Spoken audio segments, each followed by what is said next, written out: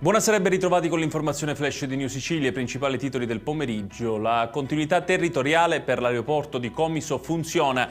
Questo quanto affermato con soddisfazione dal Presidente della Regione Renato Schifani, che ha sottolineato come dal 1° novembre siano stati oltre 10.000 i passeggeri sulle rotte per Milano e Roma.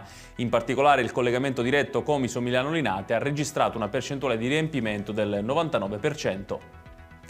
La Sicilia è regina dell'extraalberghiero nel Mediterraneo, con 47.000 strutture e quasi 300.000 posti, ma la permanenza media è di soli 3 giorni e le aree interne restano ancora poco coinvolte nei flussi.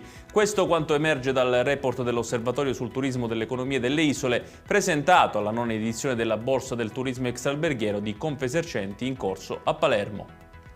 La cronaca con il caso di Larimar Annaloro, la quindicenne trovata impiccata a Piazza Armerina nell'Ennese. La sorella della vittima ha fatto sapere che nella corda usata per lo strangolamento sarebbero presenti 2 tracce di DNA maschile non riconducibili ai familiari. Le indagini sono state prorogate di 6 mesi e la procura non esclude al momento alcune ipotesi. Adesso il calcio con il Catania che nel pomeriggio è stato battuto per 1-0 dal Casarano dell'ex Chiricò. Sconfitta pesante per i rossazzurri che ora rischiano di perdere il primo posto in classifica in caso di vittorie di Benevento e Salernitana. Polemiche su un calcio di rigore non fischiato a inizio ripresa a Rolfini. Chiudiamo con il meteo. Sicilia che anche domani resterà sotto l'alta pressione che garantirà tempo stabile e soleggiato per tutta la giornata. Da lunedì però è atteso un peggioramento con il ritorno di correnti umide che porteranno a nuvole e possibili piogge.